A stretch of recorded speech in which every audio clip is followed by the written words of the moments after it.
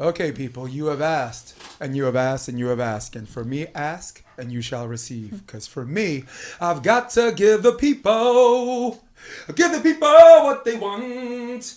Dun, dun, dun, dun, dun, dun, dun, dun. What's up, here? I loved that. I loved all of that so much. That was great. Did you just came from practice? I did. I had practice and a lift this morning, did a little work on my laptop, took a shower, and came straight here. Got the chiropractor after this, Casey Wood. He's amazing in Redondo. Do you know Casey? Yeah. He's awesome. Yeah, so great. He just started his practice and really been helping me out, making my body right. Right. What's wrong with your body? Are you doing preventive maintenance? Yeah, mostly preventive stuff, just like little tweaks. Like maybe I lifted a little too heavy and my back feels sore, so he just kind of helps me work stuff out, and it's been really helpful. Right. Well, I speak for all of the volleyball faithful, particularly the men in our community, that there's nothing wrong with your body. Amazing. Do one of these. Love that. So there's a whole bunch of places I can go chronologically, so allow me to steer us off the cliff and back. But you were at Cal Poly, right? Cal-Berkley. Berkeley. Yeah. Oh, Berkeley. Derek Olson. UC Berkeley, yeah. Yeah, Derek Olson, and who was the other coach? Megan Schmidt. Mm-hmm. And then for John Mayer. Mm-hmm. Yeah, right. This past year at LMU. Yeah, he's he's my coach of the year in 2021. And, yeah. Sometimes I got some negative feedback on the way I kind of went to town on who they picked and this and that, because for some reason when you think someone else deserves it more, there are some thin-skinned people who think it's a slap in the face of the other person, and you're not doing that. You're only doing that if it's close. Like, oh, there's so many worthy candidates for coach of the year. Yes. Oh, you just can't pick one. Oh, yeah. And that argument I buy into if it's a close call. Yes, definitely. If it's a close call. Yeah. Ooh, get some microphone.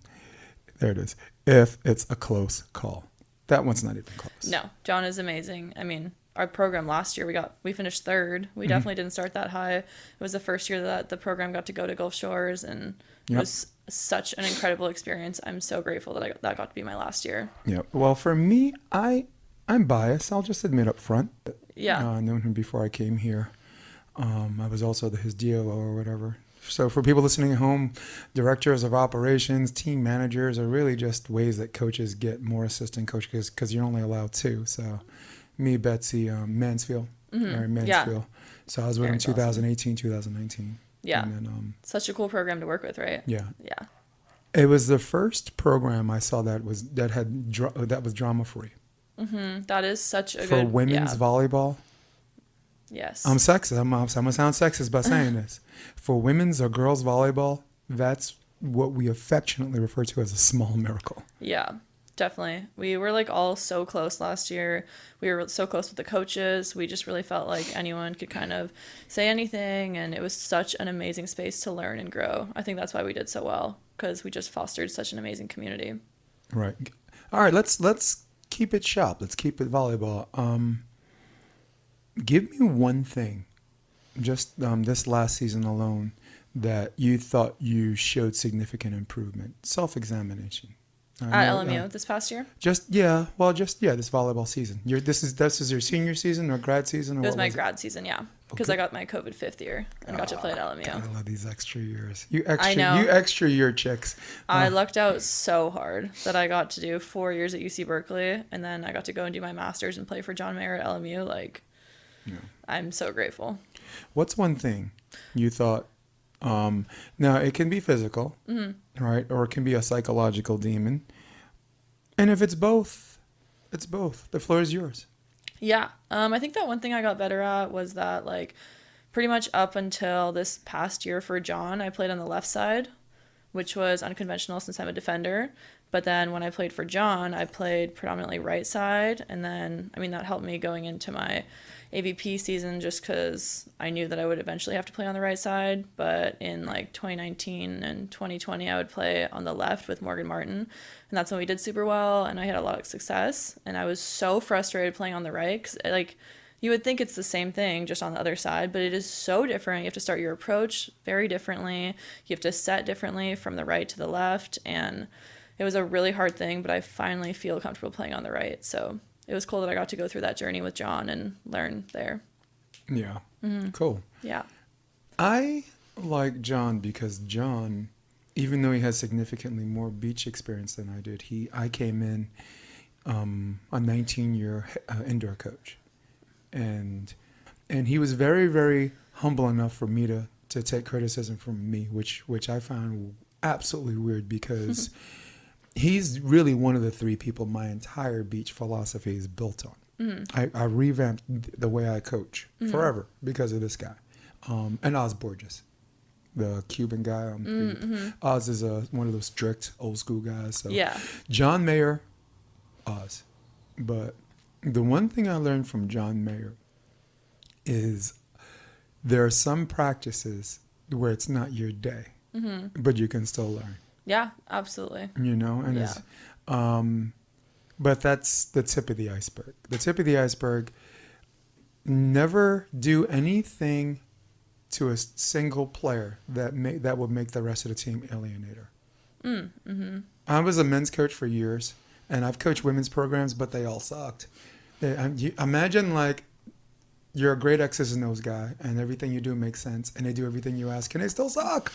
All right, and it was hard. and this was like a piece I was missing, like year 10 into this 22-year venture we call coaching, and I learned that the hard way, but I've never seen it in work and play. Like you hear someone like that, and coaches, we all have dinner, and it's Jason, you could have won this if this, and I'm like, all right, I got it, and you hear it, but then you see how it's done physically. Yes. For an entire season and a half.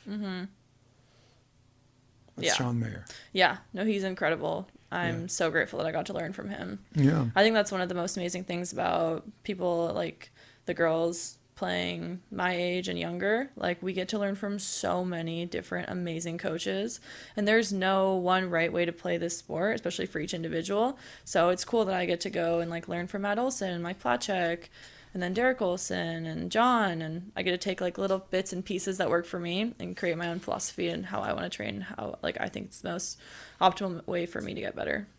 Back to you. Give me one thing that you would like to show, not significant improvement, one thing you want to do a little bit better. Right now we're in what? This is April.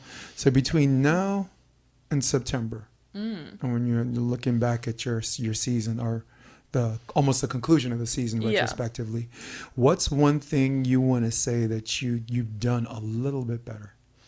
I think serving for me is something that I want to like slightly improve. I think that I'm like an effective server, but I don't think that I make enough of an impact that I'd like to. And I think that's one of the most important things, especially like getting them out of the system just enough to make that dig a little bit easier is a huge part of the game. I mean, it's all serve and pass at the end of the day. So if I can just step that up one little level, I think that'll be really helpful for me. Right. And as any good coach would say, how do you want to do that? I mean, Feel like you're back in college again? yeah, a little bit actually. How you want to do that? I mean, definitely just focused drills is I think the best way that I learn. I actually have really stepped away from journaling, but I just bought a journal again yesterday, and I think that one thing that is helpful for me is it's hard for me to do it every single day, but like if I just take 2 minutes before practice and kind of write out maybe like the 3 things that I want to focus on. So like tomorrow before practice, maybe I'll write out like I want to serve perimeter like effectively, and then like 2 other focuses. That's kind of how I make those small jumps and improvements. Yeah, I like that answer. And I like that answer because I think you're learning at a certain level that even open has different levels. And the thing for indoor, I'll be the first one to tell you the difference between AA and open or AAA and open are the middles, right? I mean, you can have a whole bunch of rock star hitters, but you need middles to win. For beach, it's the serve. Yeah, definitely. Significant difference at all those levels. It's Yeah. like the room temperature changes. You know, I was with watching Qatar play USA. Me and Randy were sitting there and just talking about.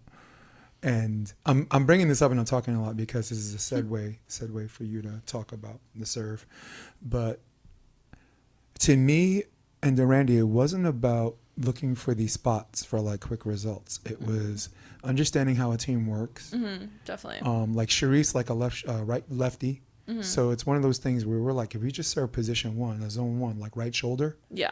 And if he passes it, do it again, do it again, do it again. There was this philosophy of constant pressure. Yeah. That gives you the results that eventually they start. Then that pass goes up, then it's shanked, and maybe you get an ace. So how much does that come into play as far as you want to improve as a server is concerned? I mean, a lot, definitely. Like, I think, especially at the high level, like, it can be like 10-11 switch or like 14-14 switch. And then if you're constantly going to make that like chip in that stone, keep going, then at 14-14, maybe that's when they make the error, because you're going to be going back and forth the whole time. Like, it's no easy win. There's no blowouts at that level, you know? No. But yeah, like, I definitely think that strategic serving is something that's really underused. Like, say my skill level and my blocker's skill level, like, we're best when we serve them to the line, so they have to attack from the pins, so we can run like a 4 because their tendency is a high line. Or maybe like out of the middle, this team is like really good at going to both sides, so we want to keep them out of the middle. So it kind of just really depends on me and my partner and the team that we're matching up against. Right.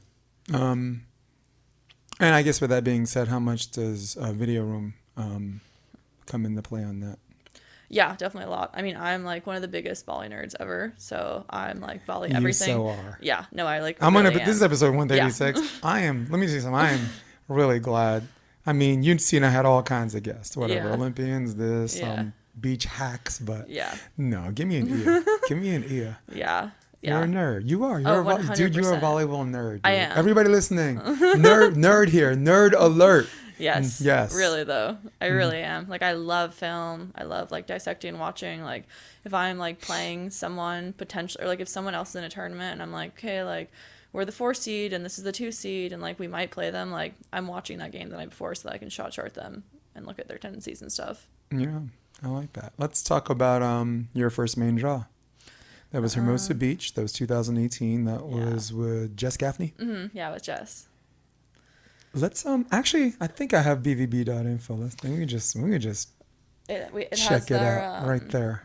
We have the record for lowest seed to ever qualify, actually. What? We were 84th seed, I think. It was so fun. Yeah, we were 84th seed. Wow. I know, it was so funny. We like literally went for like one game and we were like we played the 7 a.m. game. We won that one. We were like, oh cool, we'll play again. We played like another game. It was like kind of harder, and we're like, oh sweet, we get to play a third. And it was when the freeze was in the qualifier. Yeah. So and we played like our next game in the middle of the day in like the boonies of Hermosa Beach, like the farthest court.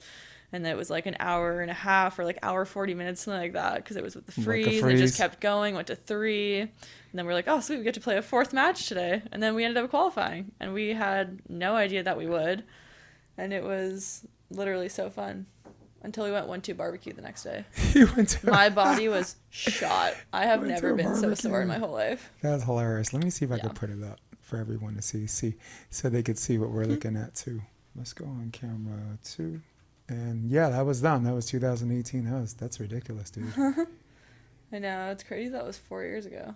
With COVID, everything. I was gonna say the same thing. That feels like forever. Like 2019 seemed to be like. Do we agree? It seemed like the last normal year. I know, right?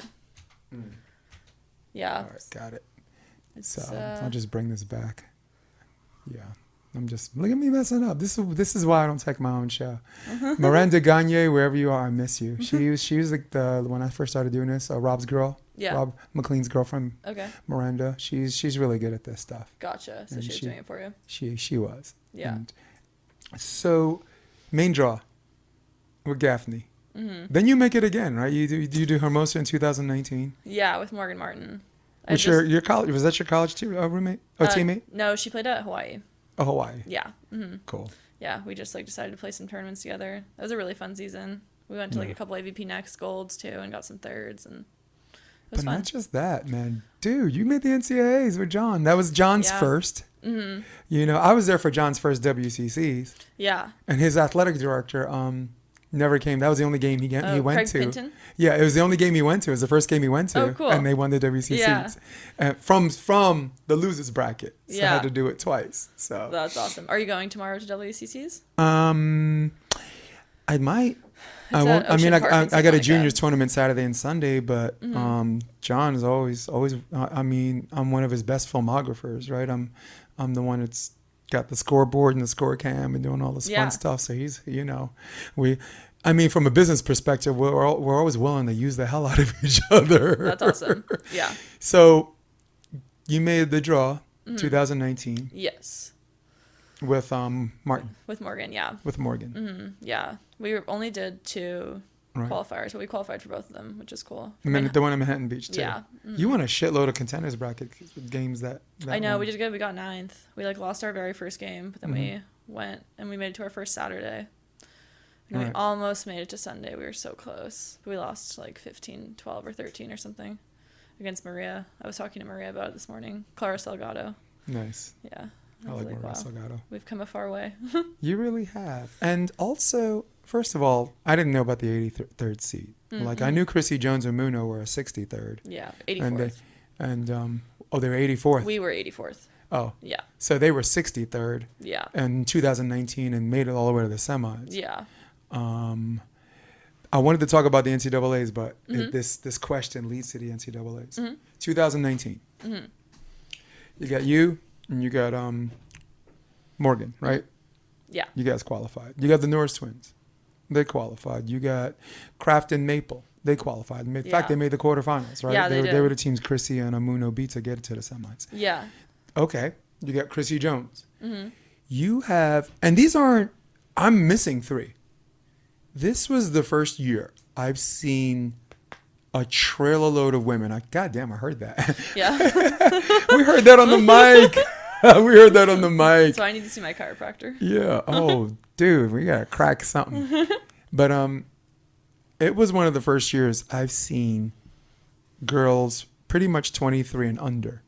So many of them in the main draw. Yeah. It's incredible how the sport's growing. Yeah. Incredible.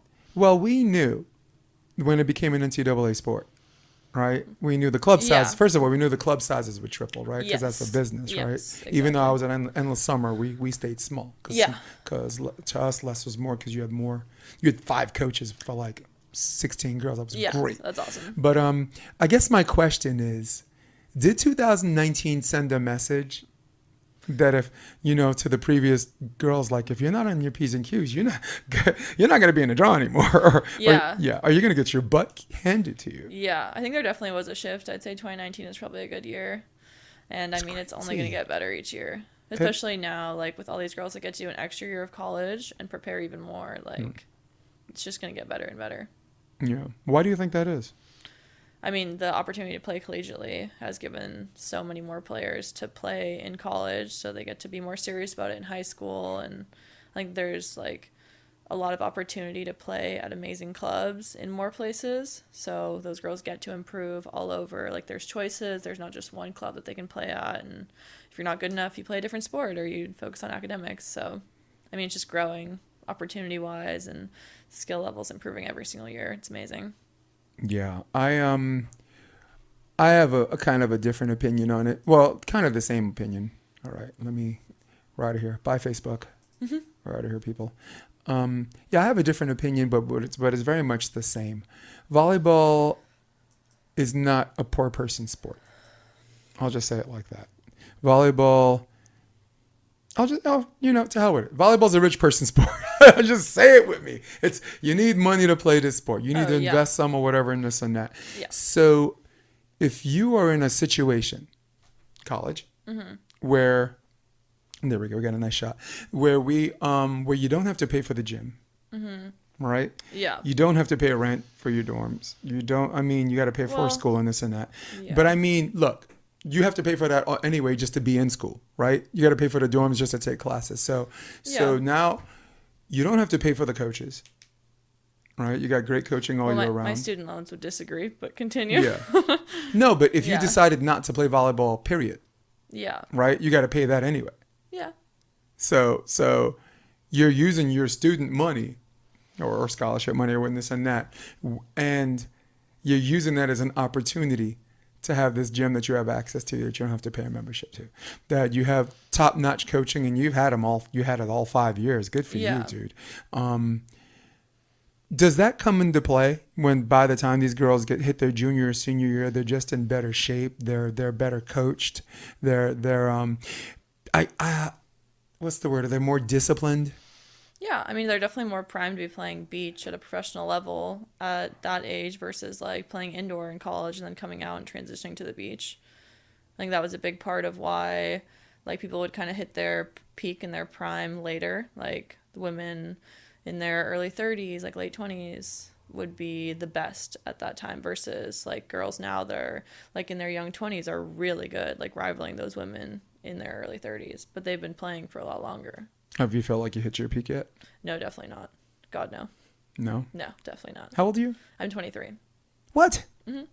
Why are you like, you got like this little baby 16-year-old face, but like you talk like a 30-year-old. I'm like, I'll take it. she's like, I'm not giving Jason any answer that's going to get me in trouble with the AVP or my coaches or my contemporaries. I just need to make it through this hour. This guy, I don't, you know. No, I promise. If I ask you something like that, you won't see it coming. But at the same time, I like you. I'm not gonna do that to you. I wouldn't dare. I appreciate that. I wouldn't dare. Nah, come on. I like you. I like you when you were doing juniors. That's where I met you. Mm-hmm. Doing juniors in Hermosa Beach, I think for like Yeah. a JVA or something like that. For or, Wave. Yeah. Yeah. For Wave, yeah. Yeah. Or was it P1440? It was Wave. Yeah. I was never part of P1440. Okay. It was like while I was in college and we couldn't be part of it. Right. Yeah. Is that Olsen? At Wave? Yeah. Yeah, Matt Olson. Isn't he handsome? I love Matt. He's the best. And I That actually, chiseled chin he is. Sorry, go ahead. No, I was just going to say he is amazing. And the girls at Wave have gotten so much better. I started working there actually when I was in high school and started coaching like the really young ones. And I like just drop in and coach a little bit. And I run their social media for Wave Beach. I have like 700 jobs to pay for the rich person sport of volleyball. But the level is insane how much it's improving. Like these girls send me like clips. They're like, oh, like, can you post this on the Instagram? And I'm like, is this you? Like, this is better than my practice Yeah, today. right, you're kidding me, right? Yeah. Yeah, it's like back set slide to bounce line. And I'm like, can you teach me that one? Or My God, Yeah. that's awesome. How much do you learn about yourself as a player from coaching kids? so much. I love coaching actually. It's just really frustrating for me that because I get fatigued a lot from it. And so I've had to take a little bit of a step back from coaching, but I mean, I still coach here in the South Bay. I do private lessons. I worked at Vibe for a little bit doing indoor privates. I just coached an 18s team at SCVC. And then I do drop-ins for MB Sand at Elite. So There we go. Now it looks like we're facing each other. yeah, I it had to does. fix that, Jason. Yeah, so do you teach someone something basically and then say, wow, how does that apply to my own game? Do I do that? Yeah, I think that, like, especially when I'm watching an athlete, like, say I'm doing a private, and I personally am really struggling on being early to the ball on my attacking, I see that a lot in the athlete. I mean, it's something that, like, is universal for almost every player to work on. So, Like I what? definitely, Give me, like what? Fundamentally, give me something physical. like, being Give me- early to the ball when attacking. Something else? Yeah. No, that's good. Oh, yeah. No. Yeah. Yeah, like I just said that, Jason. What else do you want to know? No, but no, I like that. Being early to the ball. Yeah. And I mean, it's something that everyone can work on. And like obviously everyone learns differently. So sometimes I give them different drills that I found beneficial, but maybe it doesn't work for them. So then we try other things and then like we learn together. Like I'm always learning from my athletes, and then I ask them, like, I got this a lot from John, but like ways that they've problem solved to make themselves better. Like say the objective of the drill is you have to attack perimeter. And then I say, but you can't like leave behind this line. Like I draw a line until like X. And then I say like, oh, like what was helpful? What was hindering? And then through that, they can problem solve and learn. Isn't it cool to watch someone who's significantly younger than you try to have the same learning curve that you were doing in college? Oh, it's incredible. Yeah. No, I think it's so cool. I mean, I'm so grateful for every single coach that I had. So every time that I get to work with a youth athlete, I mean, it's just such a gift to even like be able to impact their life for 1 hour, 45 minutes. It's such an amazing gift. Yeah. I think it also helps to help some of these people who might have demons that might get bigger, like psychological demons or that little devil on your shoulder, or just these hang-ups that even the highest level players have in tight game situations, right? Yeah. The most important thing I ever said to my team, as far as winning is concerned, because I don't really talk about winning. Winning takes care of itself if I do my job. But Yeah. I told them championships are not decided by blowouts. They're decided by 2 points. Yeah. On a simple level. Never forget college or whatever. I coached the high school team in New York, Hunter High School. Their senior campaign, we were 38-1. 38 wins, 1 loss. I counted the sets that were decided by 2. We were 39-2. Decided by 2. In sets decided by 2. And that's how we got a 38-1 record. Yeah. Because that can go another way. Yeah, so easily. Yeah. So easily. Like when you're like, think about, let's go to the NCAAs. You played you beat LSU and UCLA the same day, right? Yeah. That was pretty cool, actually. Yeah. When you were playing, how many of those sets were decided by 2? Yeah, there were definitely a lot of really close ones. I know that Megan and I lost like a 22-20 against Taryn and Kristen. That one stung. But the rest of the team won, so. Taryn, Cloth, and Kristen Nuss. Yeah. I mean, so what? So what? Who doesn't lose to them? They were the Khabib Nurmagomedov, okay, of volleyball. They never lost. Yeah. No, God they made had one an thing incredible year perfect. last That year. was their 35-0 record, Yeah. right? Yeah. And then from there, what? 8 straight tournaments. Yeah. One Wapaka, one Coconut Beach, one Atlantic City. Yeah. Atlanta, qualifier, draw, 1. Beat the brakes off of Sponcil and Clays, That right? was awesome. Yeah, that first from the game was qualifier. like, that first game was like, the first game must have felt like to them. Like you're walking down the street and then someone walks by you and punches you in the face and you don't know what you did. What the hell? What just happened? Yeah. That's probably how they felt. Yeah. With volleyball respect. I mean, like again, we're talking about volleyball. They can take it. Yes. Big plug, Sean Ladig, Corey, Evan Corey, New Orleans versus all y'all, man. Mad respect, dude.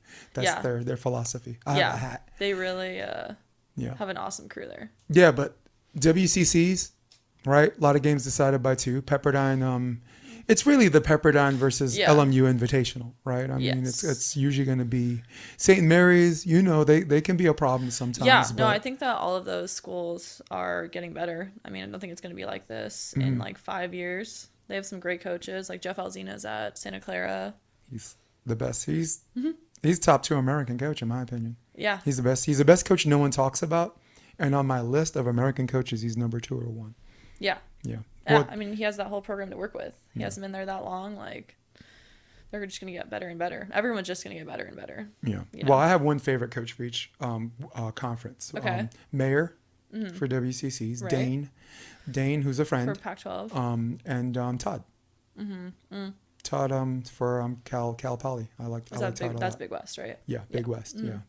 And I like Evan Silverstrom, even though he's the assistant. He's kind of like the, very much like Alzina was with Stein. It's like, okay, Stein's the coach, but Yeah. come on, you know what's up. Stein, Yeah.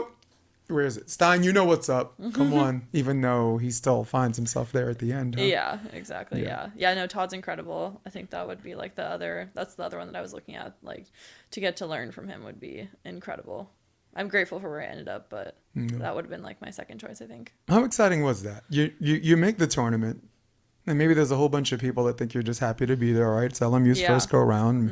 They're like, between them and TCU, they're just happy to be there. Stanford, definitely happy to be there. So how did it feel to, I don't know, you're not big into sending messages. That's not your thing. But how did it feel to beat LSU the first game and same day, right? Had to play UCLA? Yeah, and then beat UCLA. What kind of a ride was that? Because sooner or later, look, when it's over, when the day's over and you're in the winner's bracket and you're eating dinner and then maybe you go home by yourself or you talk to volleyball with your friends, it crashes down and it finally feels real. Tell me about that. Yeah. I mean, it was such an amazing experience because like most of the games went down to the 5 score with Emma Dowd playing, who's my roommate and one of my best friends. And I love her so much. She's just like such a passionate, fiery, amazing player. And it was just, I mean, it was so cool to get to watch that and like experience that with the team. Like, we were such a cohesive unit, all of us, and everyone just wanted everyone to succeed. I mean, it was incredible. I remember we were in the tent after we finished up and like we kind of all went out around in a circle, and John was like, well, who wants to say? Does anyone have anything to say? And like pretty much everyone was just like, I love all you guys so much, and everyone started tearing up, and it was honestly such a special weekend. And it was on my birthday last year, so What? I'm very grateful to have been able to experience that on my birthday. Let me show you something. This is Emma Dowd, right? This is the WCCs in 2019. And it was a very exciting time for the West Coast. Yeah. The PAC championship came down at the last pair, I think Sponsel or whatever. The Big West came down at the last pair, decided by 2, Hawaii against Hawaii, 21-19. Yeah. And the WCCs, straight out of hell, aka the losers bracket, was LMU. So I taped the last 2 minutes, the last 2 plays. This is our girl, so I just want to put it on. So put on that. You put on the headset if you want, but I want to show you. Sorry, let's do that. Let's do this. All right, ready? Oh my gosh. Who's Emma playing with here? V? Emma's playing with V. Yeah, that's awesome. Perfect pass. Up and down set. So this is 14-14. Oh my gosh. Everybody, I literally left the tent because I was commentating court 4 or Yeah. court 2 or something like that, and I ran and I got all of this with my camera. Oh, Now watch this, 14 up, and this is how the fate is decided to get you 15. Oh my Because gosh. like our thing, like our eye test said that could have landed on either side, Yeah. right? Now here's match point opportunity, and there's our homie Emma Dowd. Oh my god, I love it. I think it was Maddie Dilfer and someone else, I forgot. For Pepperdine? Yeah.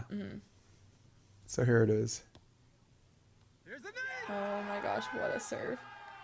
And look at this. Oh my god, I love it so much. Yeah, you're like, you don't have your headset on. They are screaming. God. I need earplugs when girls celebrate, dude. I love that so much. God, that makes So me there's smile so Aaron hard. Mansfield. Oh, There's Betsy. there's John. There's John. That's so That's awesome. as much of a celebration as you're gonna see. Yeah. I didn't mean to make this the John episode, but you mentioned sad. you mentioned Emma Dowd. There's Bo. Yeah. I remember Bo. That's so cute. I love it. Yeah, it's a great shot. Yeah. So Jesse. Oh, I love that. Mila. Jesse Pritchard. Yeah, I love Yeah. Jesse.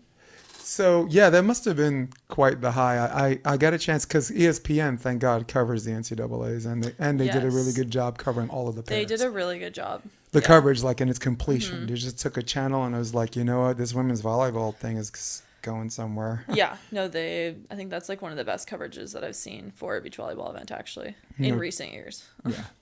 Well, I think it's very easy to get on board because if you look at the Pac-10 and if you look at Big Ten Network, women's indoor is the third most viewed sport, only behind men's football and men's basketball. Yeah. Got to get on board. Yeah, exactly. No, I mean, I hope that it gets more coverage in the coming years. I think that it's undercovered. Yeah. It's like such a cool sport. How'd you start? I started playing volleyball when I was 8 at the local rec center in San Diego, just for fun. I've been playing since I was 8, so it's a lot of years. But just to start, I mean, my dad was the coach. He's never played volleyball. It was just like for fun because I needed an adult with the 8-year-olds. And then I played at Starlings, if you know Starlings. Yeah, my dad was also the coach there. Yeah, that's another dad. That's coast to coast. Yeah. We had a Starlings in New York. Yeah. Omar Vargas. But yeah, go ahead. Yeah, no, it's a really cool program. We didn't know that it was like for underprivileged families, but Yeah. Well, Starlings, I Yeah. found out about it because I live in Harlem. yeah. No, No, I know. You know, in New York. We just thought it was like the club. So Yeah. we just played. And I played that. And then I played 1 year of club indoor at Coast when I was 15. Okay. And then I switched full time to beach. And then I committed to Cal my sophomore year of high school. For beach. Yeah. So But I started playing What- beach when I was like 11. what year was that? Your sophomore year? Like what number year? Yeah. I graduated high school in 2016. So that was 2014. Yes. So as early as 2014, girls, particularly on the West Coast, were making something we call lead decision, huh? Mm-hmm. Yeah. Everybody knows what I mean by lead decision. Because before that, women would or the girls would just balance their time. They would use beach as a cross trainer for indoor, and some would have fun doing both. But then there became this year, and I can't put my finger on the year because I moved here in 2016. That women were like, "Nah, I think I just want to do beach." So for you, it was 2014. Yeah, I think like maybe like 1 or 2 years before that, girls were committing for just beach. But I mean, the scholarship opportunities have been the reason why people have been able to do that. Right. So. And when it became an NCAA sport, there you go. Exactly. Was there a particular tournament or was there a particular match that, like, you've been playing since you were 8, but then you're playing for fun and then it gets competitive and then you see what competition looks like and then you find this moment where you think you know where you belong in this big volleyball picture. So my question is, was there a particular tournament or a match where you left and said that I can do this for real? Yeah, probably my first main draw in Hermosa with Jess. Like, I had always, like, my goal for volleyball was to just qualify for an AVP. Like, I thought that would happen when I was, like, in my late 20s. That's how I had it out in my head. So then when we qualified, I was like, wait, this is cool. Like, I would want to do well in this sport. Like, and then I was like, well, maybe my goal was like to not go 1-2 barbecue when I get into the main draw. And then we did that. And we won a game in Hermosa when I played with Morgan the next year. And then I was like, okay, well, like, we're like kind of hanging. And like, I trained with like a lot of these women. Like, this is so cool. And then the next one we got 9th and we won like a bunch of games. And I was like, this is like everything. Yeah, you were well-conditioned contenders, bracket savages. Yeah. So you really would fun. say Hermosa Beach 2018? Yeah, definitely. Yeah. I think that it's all like a journey. Like, I think when COVID hit, it kind of like put a big interruption in my career. Like, I think it was like I had like such a groove going with Morgan and we were doing well and like I wanted to play with her and do all the tournaments, and then everything with COVID happened and it was disappointing for everyone across the board. I mean, there were coaches who were hitting their stride, right? Yeah, like John exactly. Mayer just won the WCCs and didn't get invited to the NCAAs, and we thought next year they would go. LSU had this great campaign year.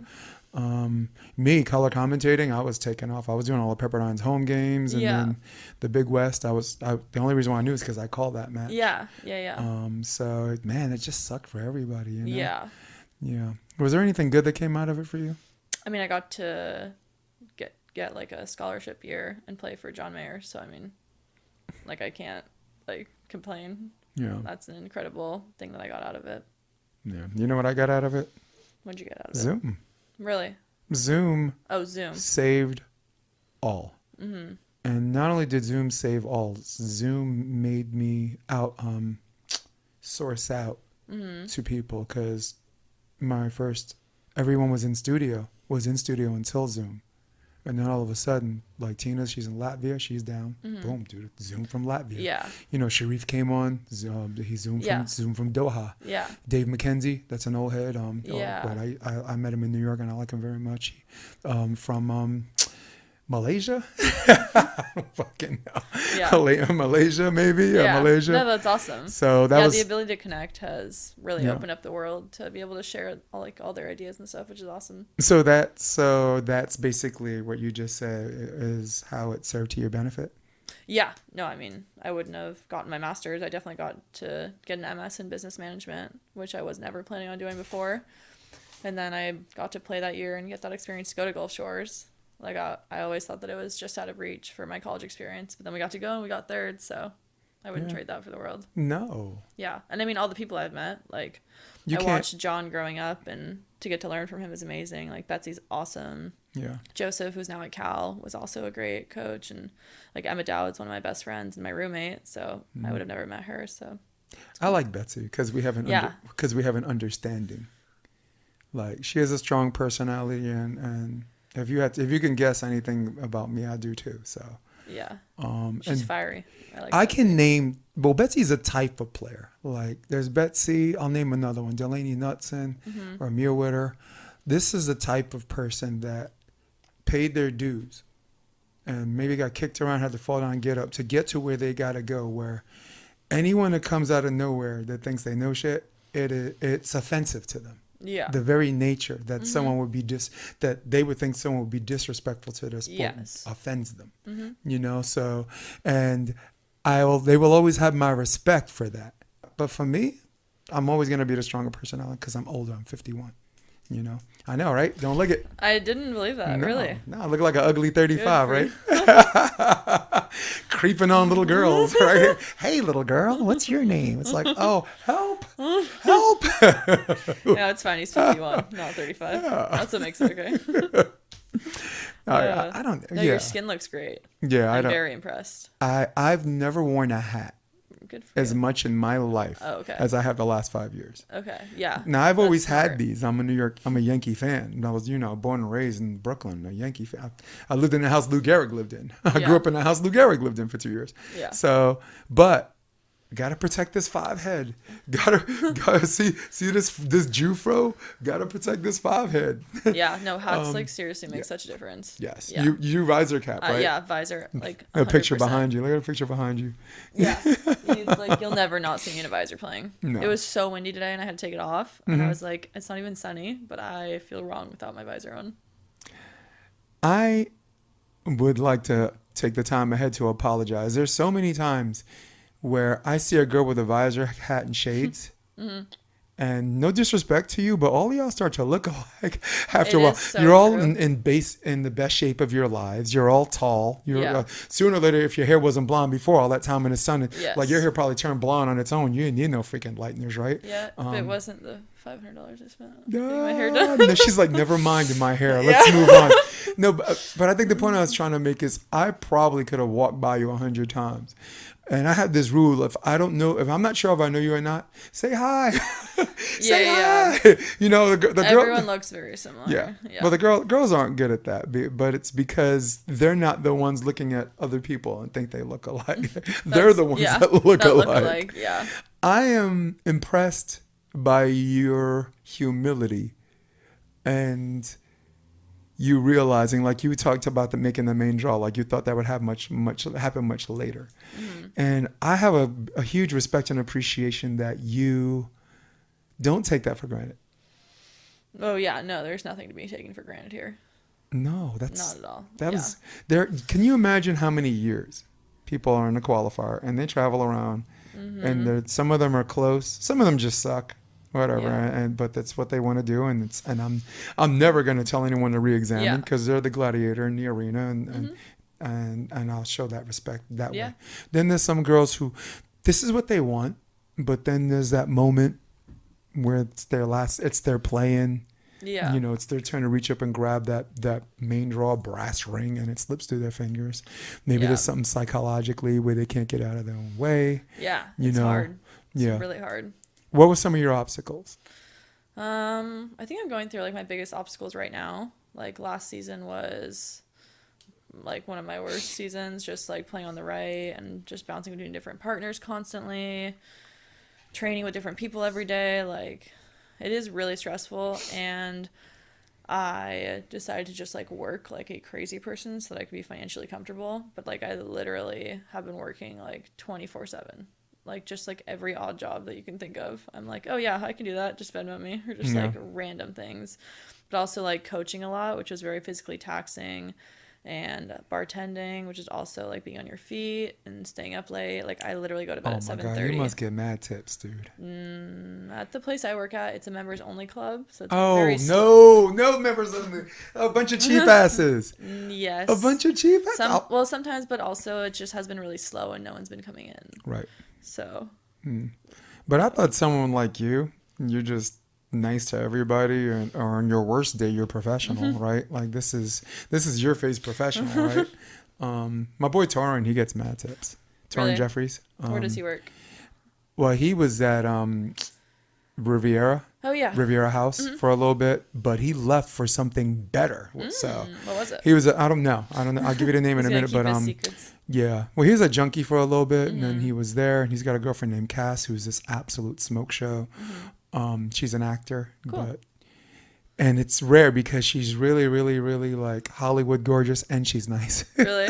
Like, and the niceness is real. It's It's not Genuine. like this phony. I have to be polite because I don't know who I'm talking to thing. She's just Nice. She's just inherently nice. That's just who she is. So. That's awesome. But It's cool to meet those people. Yeah, look. This is one of them situations where you're in your 20, you're 23. You're gonna get through. When your next evolution happens, you'll look back at this and be like, yeah, no, and you'll tell all the girls behind you, trust me, this works for you. Yeah, I just gotta trust the process. Like when the going gets rough, keep going. Like I'm gonna be the last one out on the beach. Even if I never qualify again, I will be there until can't walk off the beach because I'm that old and tired, everything drained. Like I'm gonna keep going until I can't do it anymore. Do you feel like your enthusiasm works against you sometimes? In what way? I'll give you an example. My major is in college is theater performance. I was in the BFA program at Marymount Manhattan. I'll brag. Talk about me again. Number two ranked program in the country. And Jason, shut up and get to your point. You can go on the stage with the intention to be good, or you can go on the stage and you can work the scene. And as a net result, you're good. You want this sport. You want this beach volleyball thing in a bad way. I mean, secret's out, right? No, but I got it bears saying because, like I said, some of my guests are hearing about you for the first time, which, again, I'm so stoked to have you on. How do you get rid of your enthusiasm working against you? Because I know you want this in a bad way. I see. How do you prepare? Because look, wanting it, that's not an in-game thing. That's supposed to be a video room thing. That's a whatever. How do you, or how much of that has served or underserved you as an obstacle, or has it been an obstacle? Yeah, I mean, I think that like in the past year, I've kind of let the pressure of it all get to me. Like I want it so bad and I'm working so hard, like constantly lifting, constantly pushing my body to increase in muscle mass and eating right, sacrificing this and that like when the results come up short, it's like extremely frustrating. And it's sometimes hard to not let that bleed into like the next thing. Like, like I'm so frustrated and like so emotionally drained from not performing in the last tournament. Like I have to get over that quickly enough for the next tournament. Like Panama City really sucked.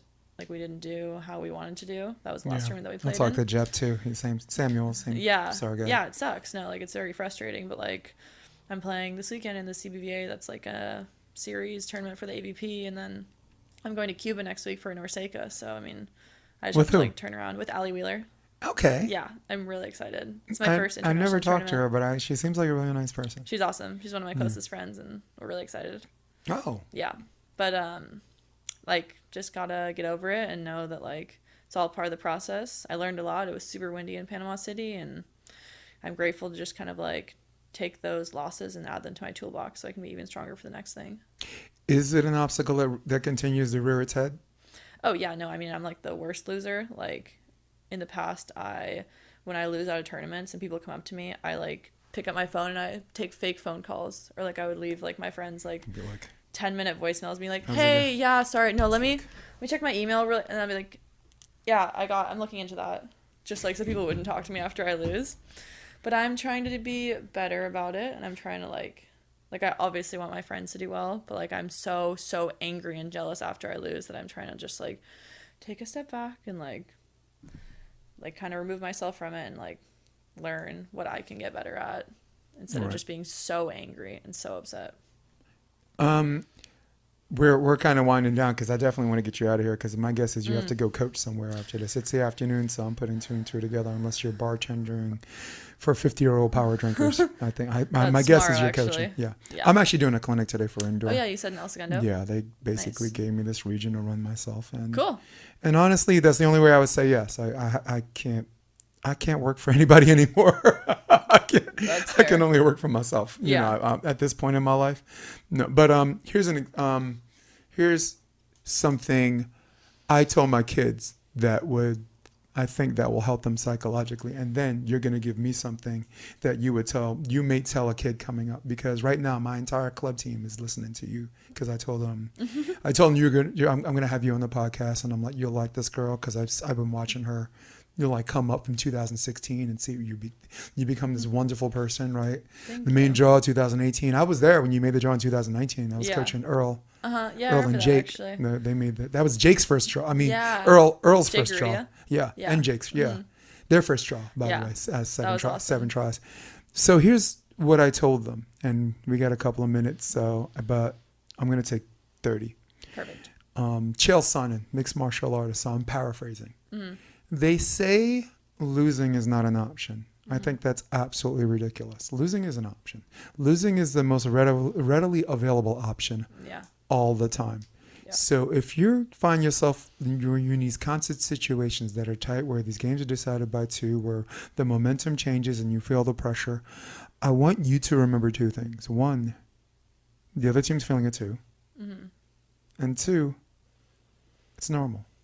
I mean, we as athletes, especially men, we try to treat these situations as moments of weakness, like we're the only ones feeling it, like it's this abnormal feeling. So as coaches, only as a coach, because I want you to speak as a player, because I think that's going to help some of these juniors. As coaches, we tell, hey, next play, let's go. We got to go. Remember your training. Yeah. Or we can let negative talk creep up in our head. Oh, it's happening again. You did it again. Yeah, nice block, nice cover. Perfect set, nice cover. Or you can let that. So, to me, if you're one of those people that has that hang up, just treat it like a devil on your shoulder and stop acknowledging it's not there. Acknowledge that it's there. Mm-hmm. Look at the devil on your shoulder. Okay. Oh, it's only you. I thought it was someone else this time. I thought it was something new. Okay, we're good. So, floor is yours. There are kids that want to know how they can do better in these situations against teams that are better than them. Not physically, just how to prepare, whatever.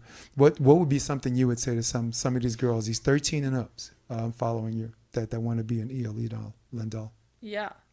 I mean, it's kind of the opposite of what you just said, but I think what I've found that has made me the most successful is literally to just fake it till you make it. If you have that devil on your shoulder, that's fine, but you're dealing with that internally and you're just faking it. And show your partner that you're ready for the next play, even if inside you're F this, I'm so mad, how'd they beat me on that point? But that's fine. But to the other people that you're playing, your opponents and to your partner, you're sweet, next play, whatever, next ball.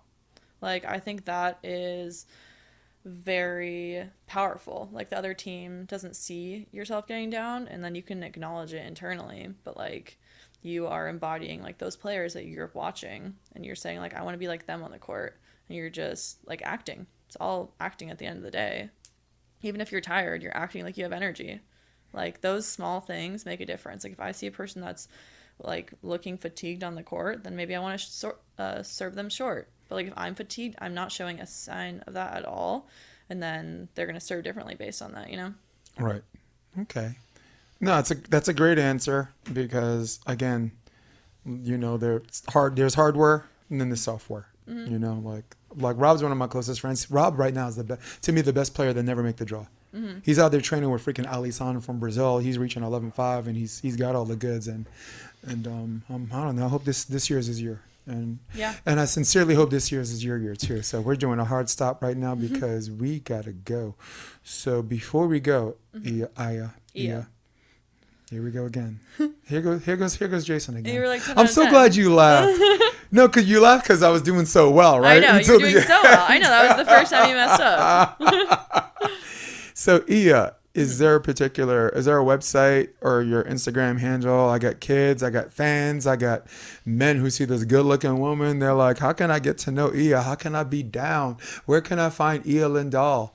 Well, you can direct the first 2 of those cohorts of people to my Instagram. I think that's there. You go. Yeah. Yeah. And the other ones just go kick rocks. Mind your own business.